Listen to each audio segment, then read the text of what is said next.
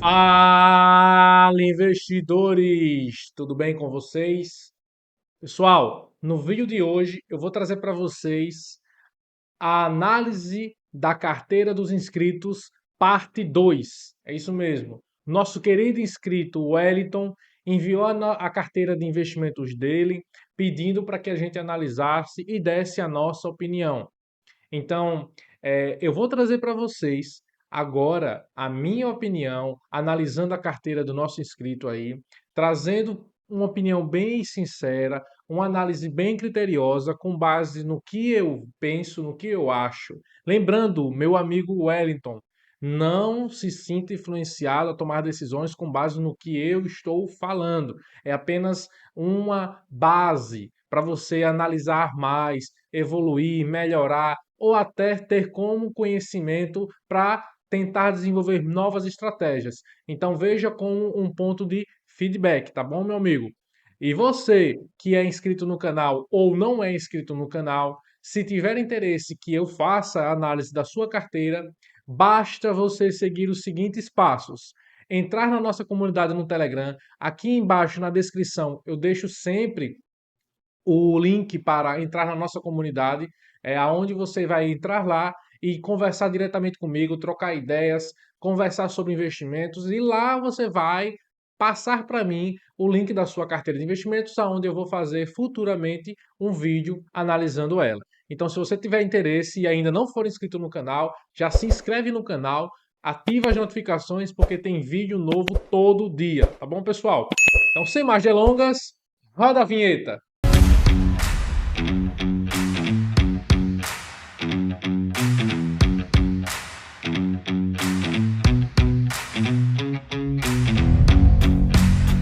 E eu já quero convidar vocês para a tela do meu computador, onde juntos a gente vai analisar a carteira de investimentos do nosso inscrito.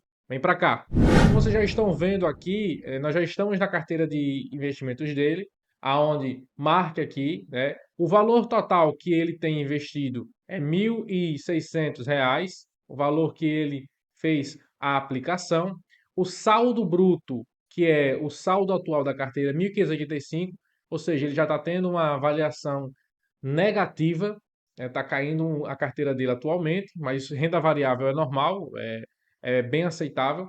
Atualmente ele tem aí os seus posições aí ativo em carteiras, como a gente consegue ver aqui, 59% em ações, 22,88% em FIIs, ele tem LCI, ele tem Tesouro Direto, ele tem RDB. A gente vai analisar tudo com base nesses ativos. Ele tem renda variável e renda fixa, então a gente vai dar uma olhadinha um pouquinho aqui. Partindo para as ações, a gente já consegue ver aqui todas as ações que ele tem em carteira. Atualmente, ele tem a posição em ações negativada. Vocês conseguem ver que ele está 1,55% negativa, sendo que a porcentagem total da carteira dele é 59% em ações. O valor total aplicado é R$ 935. Ele possui 13 ativos em carteira. Aí eu já dou o meu primeiro feedback para você. 13 ações em carteira, não acho um número bom, principalmente para quem é iniciante, tá bom? Qual é o ideal? O ideal é de acordo com o seu perfil de investidor, com o tempo que você tem para analisar esses ativos, porque não é só comprar e deixar lá. Você precisa estudar o ativo, ver como é que ele está, né? Não é para você só comprar e deixar lá, quando você quiser você ver. E se tiver perdido dinheiro? Então eu recomendo você tentar enxugar mais a sua carteira. Eu deixei bem claro no início do vídeo, eu vou ser bem criterioso, vou dar muitas opiniões para que venha agregar mais, não só você, o Wellington, dono da carteira, mas você que está assistindo também. Por quê? Eu já passei por isso. Eu tive 40 ativos em carteira, sendo 35, 38 só ações. Era muita empresa para eu analisar. E aí eu percebi que eu estava perdendo dinheiro, porque muitas dessas ações iam caindo. Então, é uma opinião minha trazendo para você entender melhor, tá bom? 13 ativos é muito? É para quem é iniciante. Para quem já tem um tempo no mundo dos investimentos, é pouco, porque dá para acompanhar.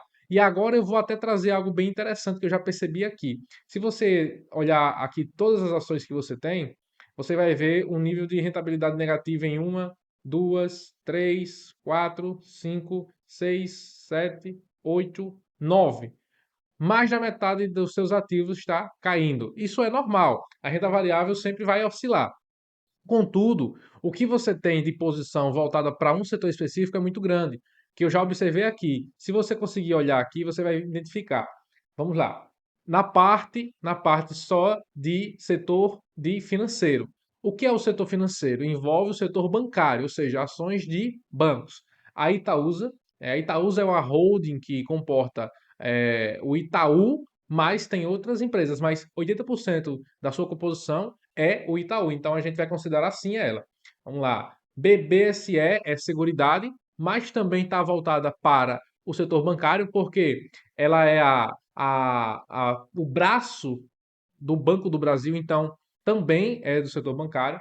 Caixa Seguridade também é do setor bancário. A Caixa, apesar de ser um estatal e não estar na Bolsa de Valores, a Caixa Seguridade, que é a seguradora da Caixa, está. Então também está atrelada ao setor bancário. A gente pega um pouco do setor bancário. Então, se bater um pouco no financeiro, reflete um pouco na Caixa de Seguridade. No entanto, nós temos aí uma diferença entre os dois, né? Então, se você for analisar essa parte aí, só a influência, né? Depois eu vou fazer essa análise completa.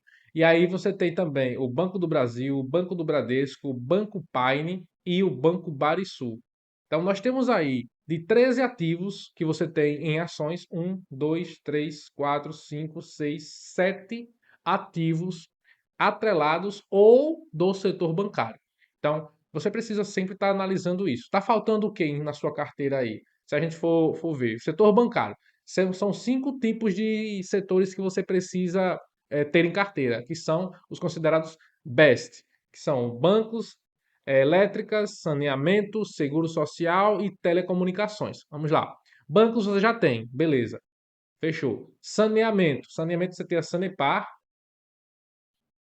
e fecha na Sanepar. Beleza. Aí vem seguro. Seguro você tem a Caixa de Seguridade, você tem o Banco BB Seguridade, que é o Banco do Brasil de Seguridade. Beleza. Transmissão, que são das energias elétrica. Você tem a CEMIG e você tem a Transmissão Paulista. E a Vibra Energia, e a Vibra também você tem. Telecomunicações.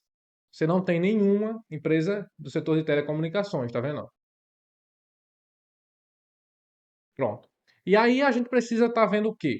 Você tem Klabin, Pomo 3 e as únicas duas, se não me engano, que fogem do Best, né? Uma empresa de commodity, da parte de celulose, e aí você tem a Pomo 3, que é uma empresa de materiais básicos e de transporte, que é a Marco Polo. Está faltando o setor de telecomunicações. Já encontrei aí algo para lhe agregar, que é você analisar setor de telecomunicações. Obrigatoriamente você não precisa ter. Você está bem posicionado nos best. No entanto, eu lhe recomendaria você analisar um pouco mais sobre o setor bancário. Por quê? O setor bancário você tem muitas ações atreladas a ele. Vamos desconsiderar as seguridades, né? Vamos tirar as duas seguridades. Vamos só considerar a Itaúsa, o Bradesco, o Banco do Brasil, o Banco Paine e o Banrisul. Se der um problema no setor bancário, se os juros americanos influenciar como está acontecendo agora, porque o setor bancário ele sofre muitas volatilidades, principalmente sobre o mercado e o cenário macroeconômico lá fora, dos Estados Unidos mais precisamente. Então, se o Federal Reserve, que é o Banco Central Americano lá, não cortar a taxa de juros dele e aumentar, isso vai acontecer frequentemente. O que você está vendo aqui, ó, as ações do setor bancário caindo. Ah, mas é a oportunidade para eu comprar. Óbvio, claro. Mas você vai comprar todas? Você tem muitos bancos. Você tem o Banco do Bradesco, você tem o Banco do Brasil, você tem o Banco Barisul, você tem o Banco Paine. São 4 bancos que você tem em carteira. Beleza, o seu nível de posição é pouco. 5 ações, 2 ações, 11 ações, 3 ações. Mas já recomendo você a melhorar esse posicionamento. Tentar reestruturar no mínimo, uma e no máximo 2 ações de cada subsetor. Por quê? Como você está começando agora, você está recentemente no mundo dos investimentos, não vá só na onda de comprar ativos baratos. Vá em uma estratégia, foque em uma estratégia. Você, Você precisa criteriosamente ter uma estratégia para você não ficar avulso no mercado. Senão, quando essa ação aqui, como está acontecendo aqui, bater 20% negativo, você vai vender ela. Você não vai conseguir segurar por tanto dinheiro que você está perdendo. Você vai vender. Não estou dizendo que é o seu caso, mas é exemplos que eu já passei. Então, com base nessa opinião minha, eu recomendo você a trazer uma reestruturação na sua carteira, principalmente sobre o setor bancário. Talvez tirar essas ações aí, algumas que você vê que não tem tanto futuro, e colocar outras. Por exemplo, você tem a Klabin, você tem a Pomo 3, que é a Marco Polo. Que tal colocar empresas mais de commodities também? Tipo, uma empresa voltada para o setor da soja, uma empresa voltada para o setor do petróleo, uma empresa voltada para o setor sucroalcooleiro. Né? Empresas voltadas para commodities também são boas, pagadoras de dividendo também. Não vai encher sua carteira de ativos, precisa reestruturar. Para você, eu recomendo de 5 a 10 ativos. De 5 a 10 ativos está ótimo para sua carteira, principalmente se você conseguir diversificar ela de forma que você tenha setores específicos da sua carteira e que paguem bons dividendos. Beleza? Essa é a minha opinião com relação à sua carteira de ações. Agora a gente vai para a de fundos imobiliários. Fundos imobiliários você tem aí um posicionamento bem diferente, né? Você vê que em setores de ações eu ainda não cheguei a trocar uma ideia muito efetiva com você, mas aí até para vocês que estão assistindo, vocês conseguem observar que o setor de ações ele tem 13 ativos. Já nos fundos imobiliários ele tem 6. Deveria ser o inverso. Por quê? O setor de fundos imobiliários ele paga dividendos isentos de imposto de renda mensalmente. Já o setor de ações, algumas ações pagam mensalmente, pouquíssimas ações pagam mensalmente, e outras pagam trimestralmente, semestralmente, anualmente, e aí você vai ter essa volatilidade nos seus dividendos. Consequentemente, você não vai estar recebendo tanto provento. Mas, se você investir e focar mais em fundos imobiliários, você vai ter uma diversidade melhor. Você vai receber mais dividendos. Você vai ver a sua carteira girar mais. Então, vamos lá. Você tem 6 ativos atualmente de fundos imobiliários. Você tem o BBIG11, recentemente esse fundo aqui, Kizu 11, GGRC 11, KNSC 11, GARI 11 e CPTS 11. Você tem setor de papel, você tem o CPTS 11, né? CPTS 11, você tem o setor de galpões logísticos, outro setor de papel, já temos dois, GGRC 11, que são de logística também, Kizu 11 é o de FOF e o BB e G11 que são de shopping centers. Beleza. Você tem uma diversidade interessante no seu portfólio. Voltados para de tijolo, você tem o GARI 11, você tem o GGRC 11 e você tem o BBGI 11. Beleza. De papel, você tem o KNC 11, você tem o Kizu 11, que é FOF, que investe em outros fundos, e o CPTS 11. Beleza. Você tem uma diversidade bem interessante. Poderia trazer mais? Sim, você poderia ter lajes corporativas, você poderia ter mais fundos aí de tijolo, aumentando mais o seu portfólio. Mas você tem aí uma diversidade bem interessante. Vamos ver a quantidade de cotas. Você tem 9, 10, 5, 5, 5 e 5. Você está perdendo aí numa variação aí, né, em 4 ativos. Sua carteira hoje está 0,86%. O que eu indicaria para você? Trazer mais ativos de tijolo para sua carteira.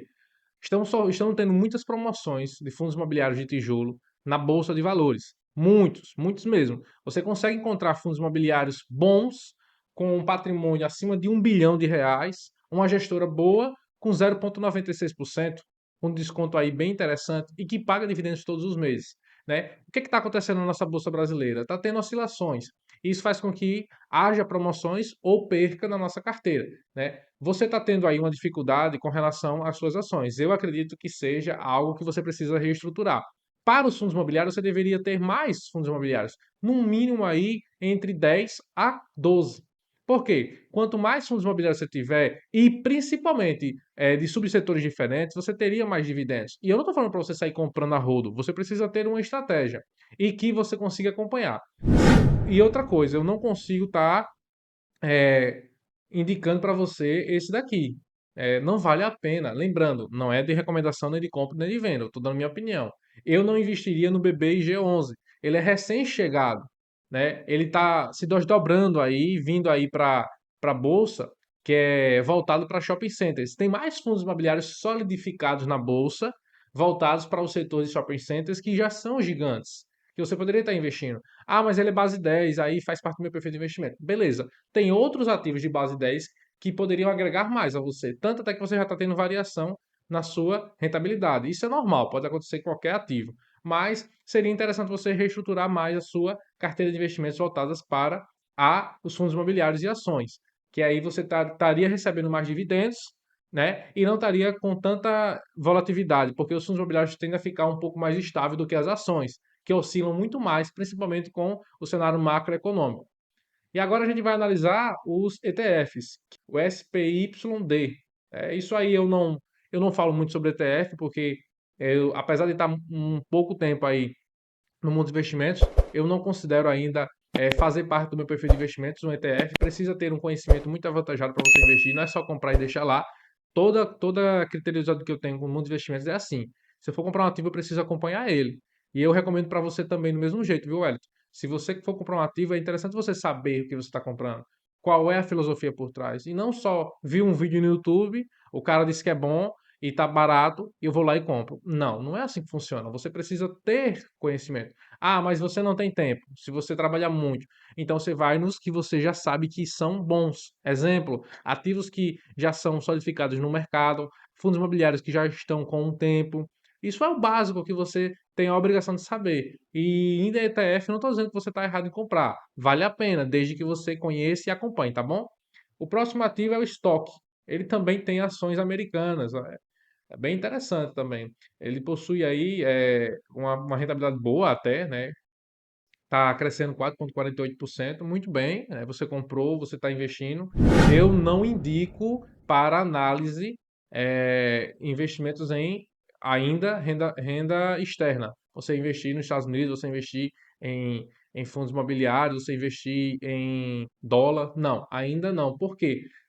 Preciso dominar um pouco mais o cenário brasileiro. Preciso entender como é que funcionam as ações, fundos imobiliários. Com base nisso, sim, passar a outro passo, a outra fase, tá bom?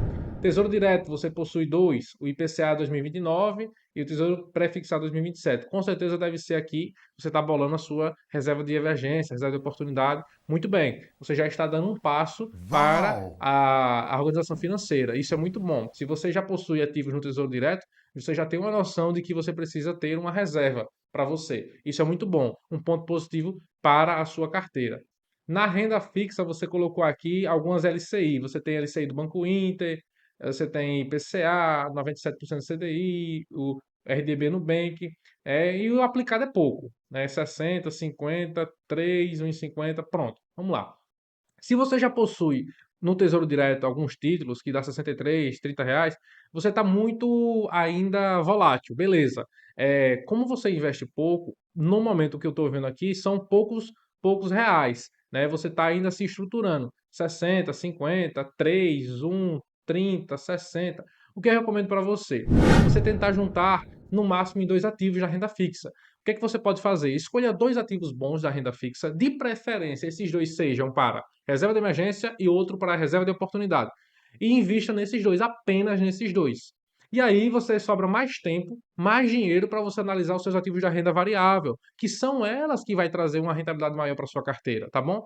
Eu acho que você tendo essa estratégia em mente, seguindo esse conselho, seria melhor para você. Porque só em renda fixa você tem aí, entre Tesouro Direto e as LCI, você tem seis ativos, né? Dá o total dos seis ativos que você tem em fundos imobiliários. Então, se você resumir esses seis em dois, como eu disse para você, e pegar o tempo e o dinheiro que você iria investir nesses e investir em fundos imobiliários, talvez você teria mais retorno, teria mais lucratividade para receber mais dividendos mensais isento de imposto de renda. Lembrando que o LCI é bom, vale a pena, só que 97% do CDI.